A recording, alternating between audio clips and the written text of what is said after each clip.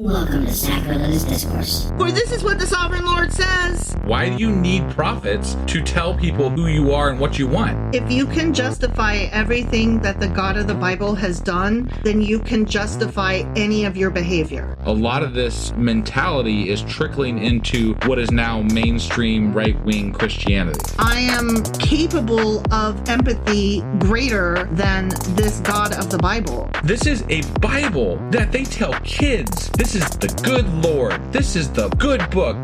He is fantasizing about murder, mass murder. Head over to sacrilegiousdiscourse.com right now to find out how to leave us a review or support us on Patreon.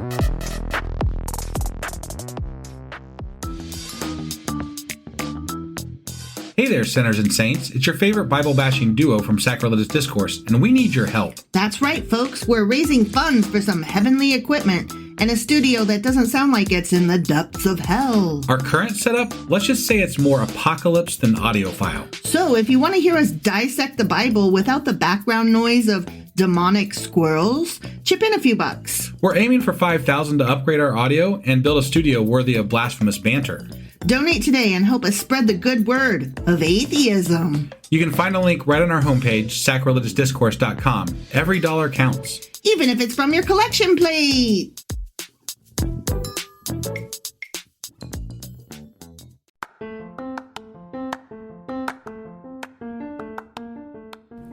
Welcome to Sacrilegious Discourse. I'm husband. And I'm wife. Together, we're reading the Bible for the very first time.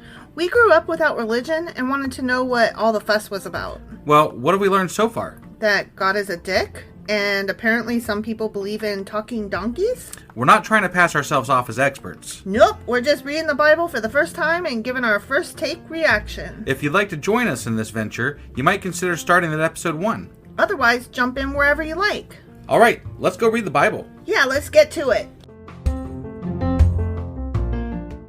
Husband! Wife! Do you know what today is? Well, it's Saturday. It is! So it's Q&A Saturday. That's right. And what are we going over today? Well, we didn't have any specific question. Didn't we? So, no, we didn't. We were pissed because this Elihu kid just comes out of nowhere. Right. And it was frustrating, and we were like, who the fuck? Right. And so that Elihu? Elihu? Who you, Elihu? So, I was trying to look for some question to answer. And at first I started just do another summary of the chapters we covered but then I decided, hold on a sec. Okay. Because I stumbled onto something about Elihu. Oh, really? Yeah. And then so we're going to talk about him, and we're going to talk about each of the guys. Oh, okay. Sounds good. Yeah. All right, well, let's go ahead and get on into this. Alrighty.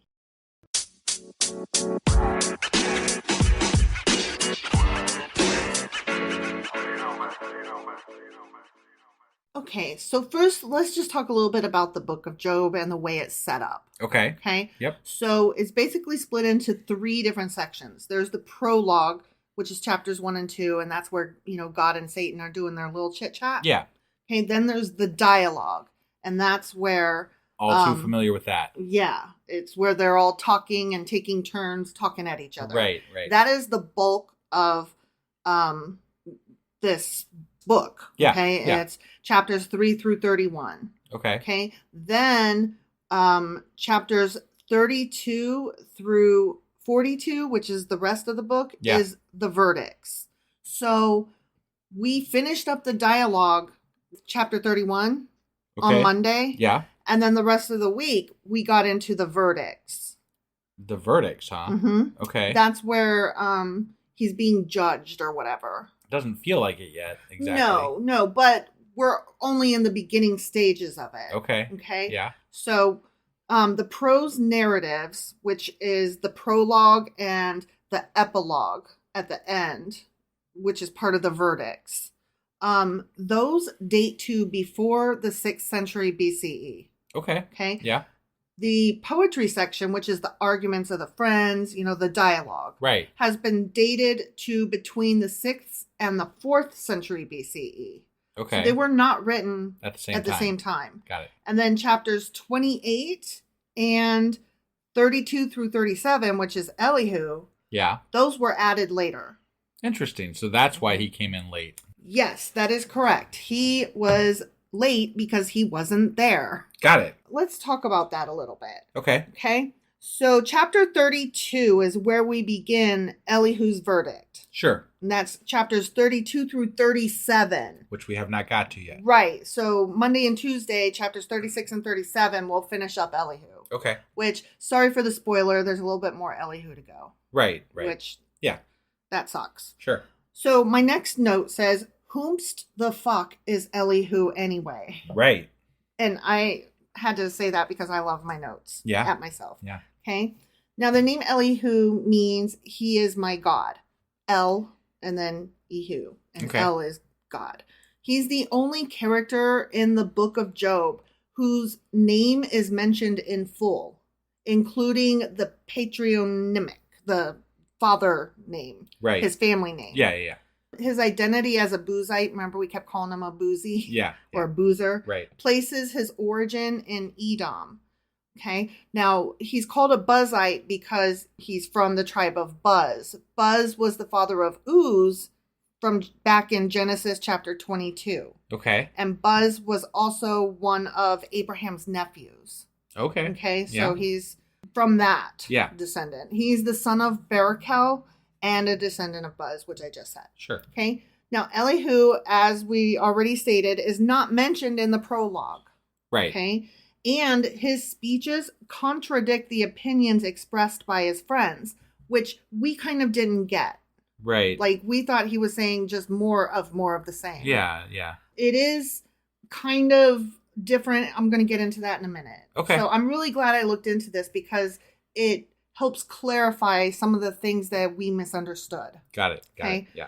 His speeches contradict the opinions expressed by his friends, and that it is impossible that the righteous should suffer, all pain being a punishment for some sin. Okay. That's what his friends were saying. Sure. It's impossible that the righteous should suffer because all pain is only punishment. So if you're being punished, it's because you sinned. Okay. Yeah. So rather than stressing the idea that suffering is a punishment for sinful actions, Elihu concentrates on Job's sinful reaction to his undeserved suffering. Okay. All right. I didn't catch that. Well, and we kind of commented actually on that earlier on, like when Job was talking, we're like, damn, he's kind of saying some shit against God. Yes. So, I mean, that kind of tracks. Yes. And there's a reason for that, which I'll get to in a minute. Okay. A reason that would have been added. Okay? Got it. Now, Elihu states that suffering may be applied to the righteous as a protection against greater sin. So he's saying that sometimes we are going to get pain that's not related to sin. We're just going to get pain because it is to elicit greater trust and dependence on a merciful, compassionate God in the midst of adversity. Okay. So sometimes you're not being punished. Sometimes it's just a greater lesson. Okay. Yeah. And that's a very today Christian apologist thing. Right. And it's God works in mysterious ways. Yes, I was just going to say that. Yes. So that way there's an answer for whichever way you choose to go. Yeah, very convenient. Now, some writers question the status of Elihu's interruption and sermon because of his sudden appearance and subsequent disappearance from the text. Because once he says his say, he's never heard from again. Elihu out. Yeah, he disappears off into the sunset. Okay. Yeah. Even scholars who regard the book of Job as a literary composition by a single author, which most don't, but even the ones that do, tend to see Elihu's speeches as an early addition or commentary to the original book. Okay. Yeah. Most scholars consider his section to be a later interpolation, perhaps by a scribe who thought that the book of Job's subject matter ventured too close to blasphemy. Okay. Right? And we commented on that. Right. So that extra bit was added because somebody was reading it the way we were going, God damn, Job. Right. I mean, I feel you, but geez, you are talking No, down. I mean, he was making very good points that a atheist might ask, you know? Yes. So, I mean, somebody came along and penciled in this little extra, you shouldn't question God like that, asshole. Right. So, and that tracks. So this is why Elihu gets his own special, like, 5 or 6 chapters or whatever. Yes. Got it. He's the moral code. Okay. Or whatever. All right. He's not mentioned in Job chapter 2, in which Job's friends are introduced, nor is he mentioned at all in the epilogue. Right. Okay? Like I said, he just has those massive amounts of chapters that the others don't have and then disappears. Got it. Even so, some scholars believe the book of Job was probably written by Elihu. And Okay. I'm like, that doesn't fucking make sense, but go off. Okay, so that's all we have to say about about Elihu, because that's all we know. Okay. Okay? Yeah. But I feel better having looked that up about him. Yeah, no, that's because, okay, that makes better sense of what we're reading. It does. So then I thought, okay, well, what about these other guys? Like, Sure. We never really looked into them much. Right. Is there anything special about them? Is there? I mean, kinda, I guess. Kind of, So you guess. the first one, yeah, just Okay. follow me. All right. The first one to speak is Eliphaz the Temanite. Okay. He's the first of the 3 visitors to Job, and he came from Teman, which is an important city of Edom. And Eliphaz appears as the representative of the wisdom of the Temanite, of the Edomites. Sorry. Okay. Blah. His name means El is pure gold, or my God is pure gold, because again, Eliphaz, El is God. Got it.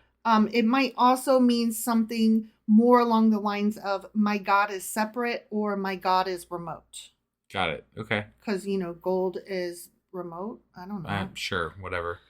Now, because he spoke first each time, because remember the dialogues were set in cycles. Yeah. Where it was 1 Job, 2 Job, 3 Job, or something like that, right? Yeah. I got that wrong, but it was set in that kind of cycle. Right. Okay. Eliphaz was probably the oldest of the friends. Okay. Because he was the first to speak each time. Got it. So, okay. He appears mild and modest. And yeah, compared to what came after, his first speeches were less like attacky. Right. They were still not cool, but they weren't as heated as the rest got. Right. So by comparison, he does appear mild and modest. His primary belief was that the righteous do not perish. They live forever or whatever. Sure. He also believed that the wicked alone suffer, and in equal measure as to how they have sinned.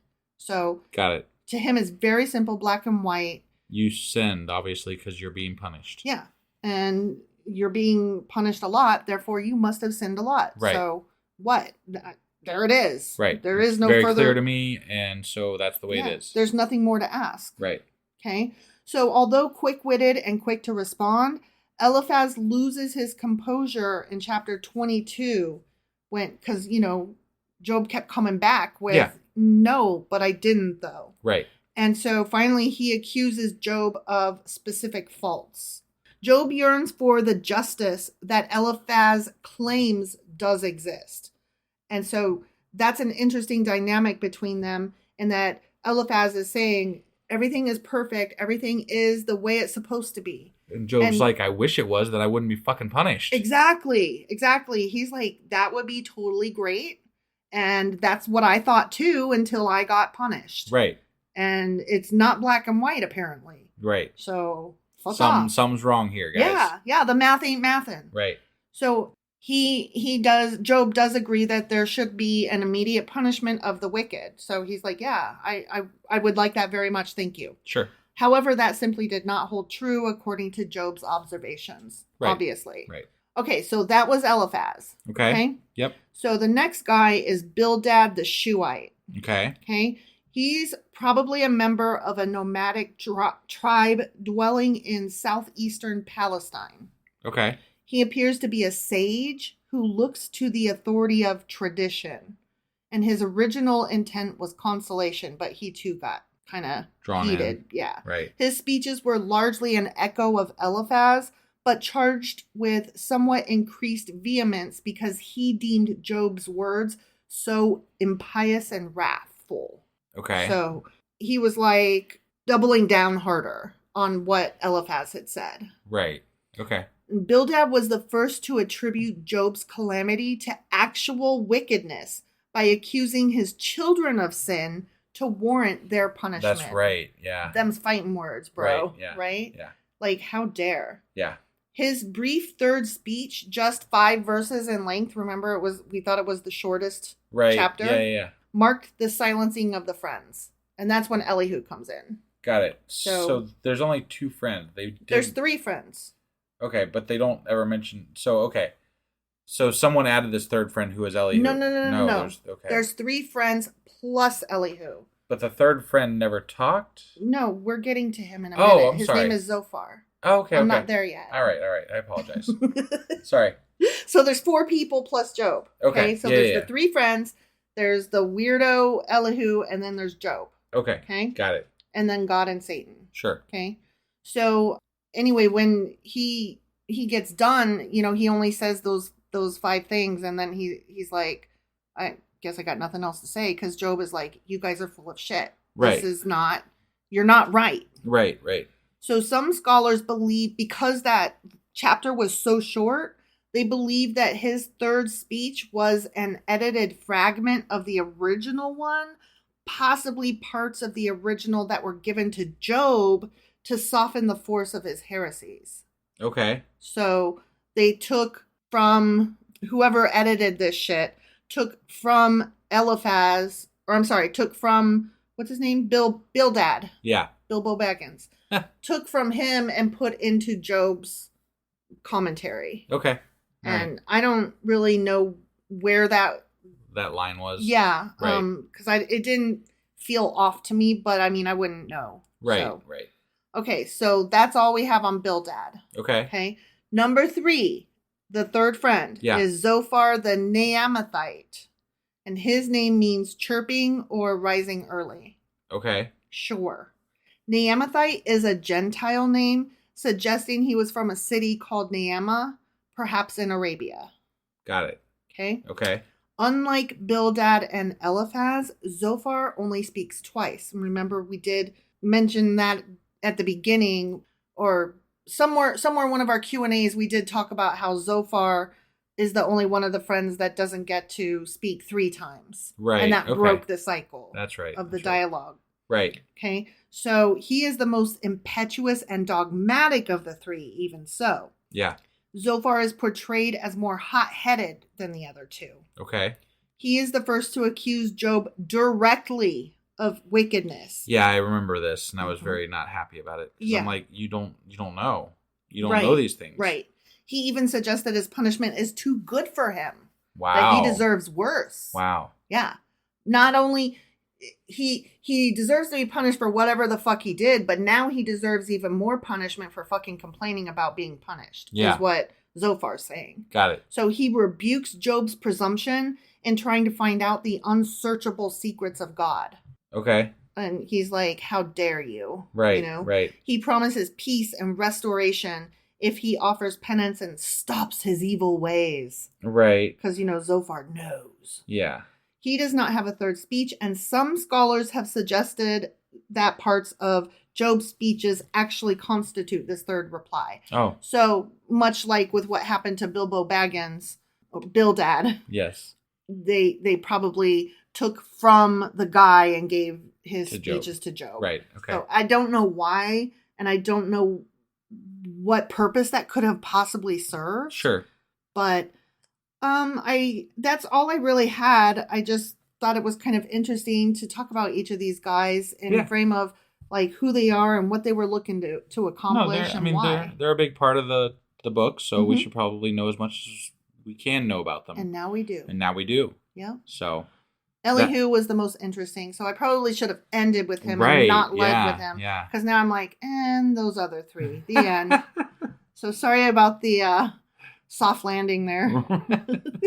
So anyway, that was our Q&A for today. Yes, it was our Q&A Saturday. And we will be back tomorrow for those of you who are patrons with our Patreon. Yeah, that. I don't think that's what I did last time. It's but close enough, I guess. Sure. Anyway, and then I'll get the weekly replay together, and we'll be back on Monday with Job chapter 36. All right, we'll see you guys then. Yep, bye.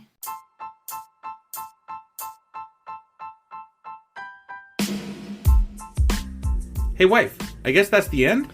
But husband, that's just sad. It doesn't have to be. We are on lots of social media platforms like Twitter. Our handle there is sacrilegious_D. For D's nuts. Oh my God. Stop doing that. Anyway, we're also on Facebook, Instagram, and Pinterest. There's a link to all of our social media sites at our website. Ooh, we have a website? Yeah, it's sacrilegiousdiscourse.com, where you can also find a link to our merch shop. We have a merch shop? Yep, we have podcast-themed clothing, mugs, notebooks, and more, as well as an atheist and science-themed products. Wow, our fans should really go check that out right now. Definitely. They can get in touch with us by sending an email to sacrilegiousdiscourse@gmail.com. But before they do that, we could really use some help. Oh yeah? With what? Well, it's not free running the podcast, and we need some financial support in order to get better equipment, which will free up time so we can concentrate on our podcast and our fans. Okay, so what should they do? Head over to patreon.com/sacrilegious discourse and sign up as a contributor on our podcast. Supporters there receive additional bi-weekly episodes that we record just for our Patreon members for as little as $2 a month. Also, we'd really appreciate it if you would like and subscribe on whatever platform you're using. And Apple Podcast reviews help us out tremendously. Like and subscribe. Leave an Apple review. Join us on Twitter. Support us on Patreon. That's a lot of instructions. Don't forget to say thanks. Thanks. Okay, bye.